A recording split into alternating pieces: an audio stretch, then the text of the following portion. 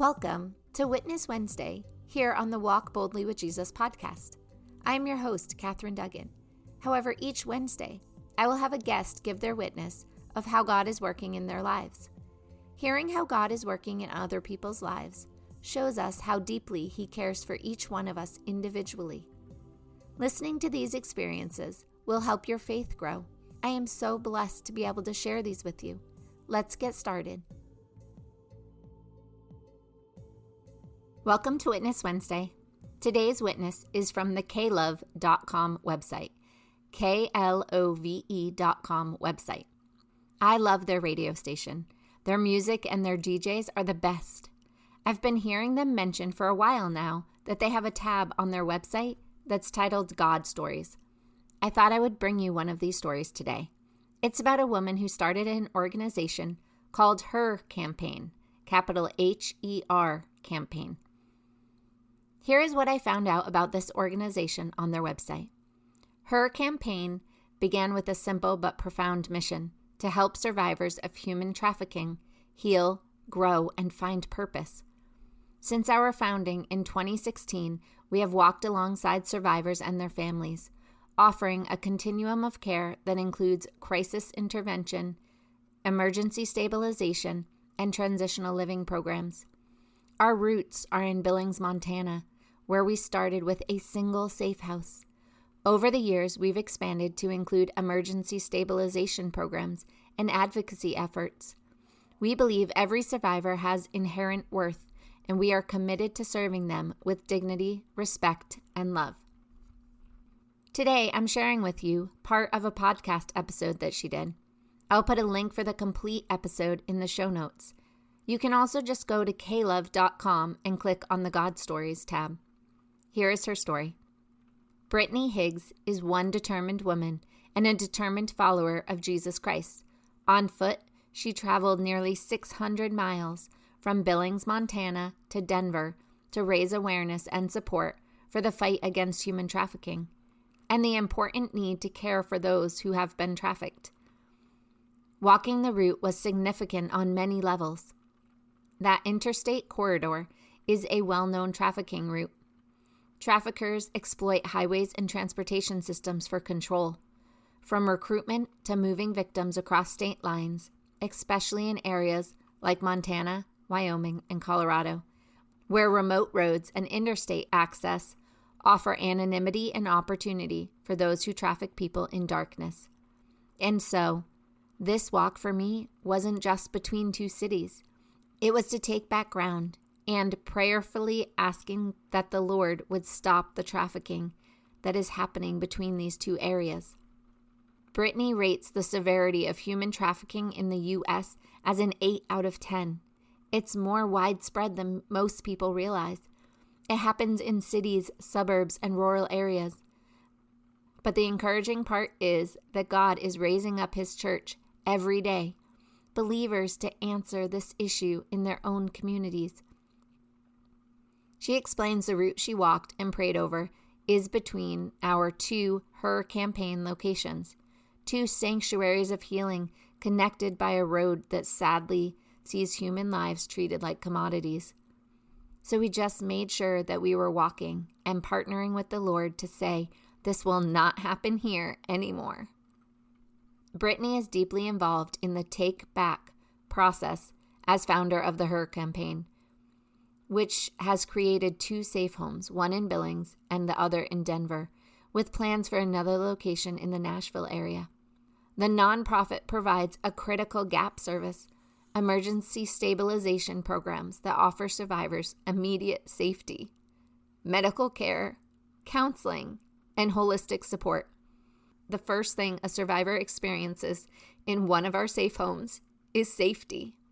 Imagine a woman stepping into a home where, for the first time in a long time, she has a community that is working towards her safety in the mind, body, and spirit, to where she can truly rest for the first time in usually years.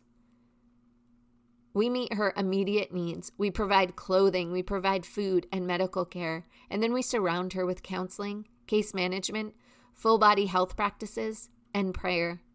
We are at the cutting edge of a program that looks at survivors comprehensively, providing those medical, clinical, and spiritual aspects to really come alongside her and help her heal, grow, and find purpose.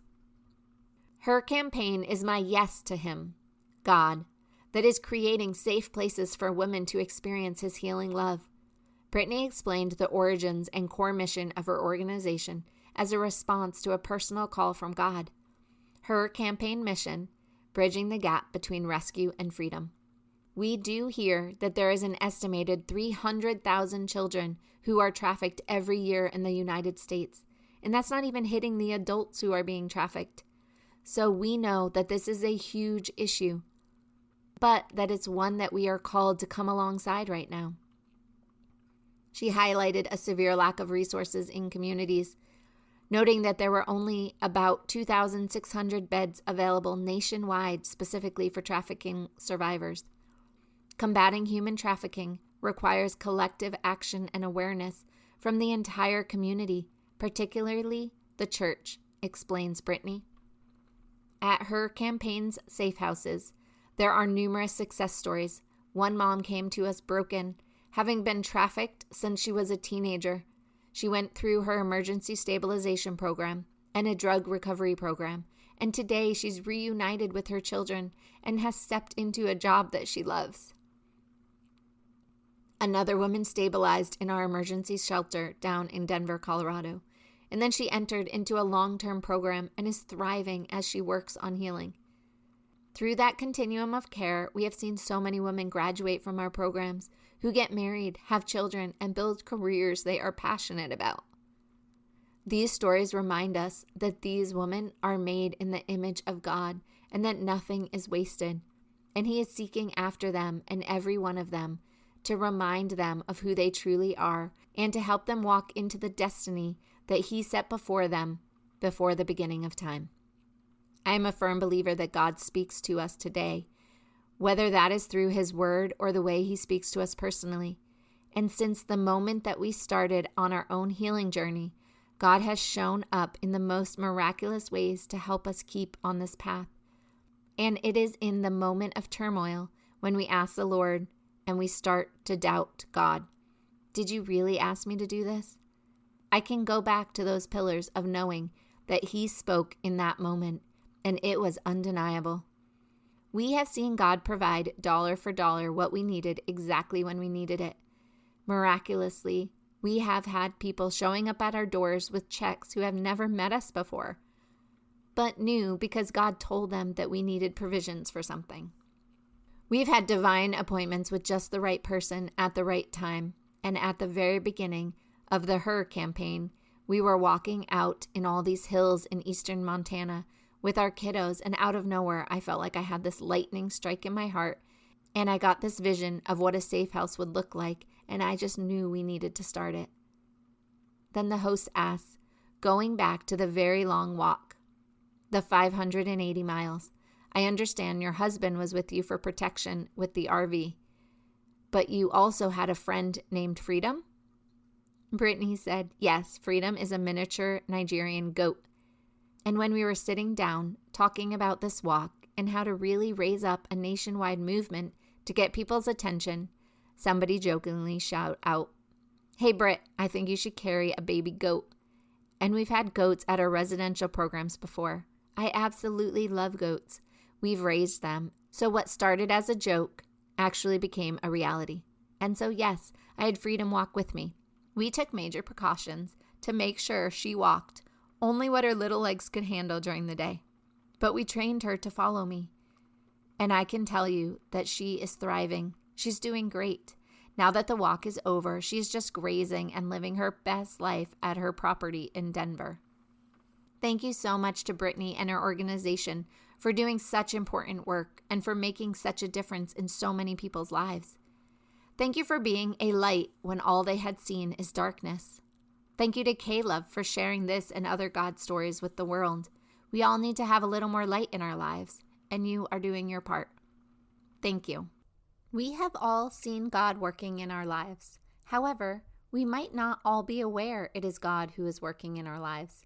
This is why it's so important we start talking about it more. The more we share our experiences, the more people understand how God works and how much He truly loves us. If you would be willing to share any of your experiences of how God has worked in your life, please email me at Catherine@findingtruenorthcoaching.com. CATHERINE at findingtruenorthcoaching.com. Or you can click on the link below. It won't take up much of your time, and your story could be just the story someone needs to hear today. Please prayerfully consider sharing your story.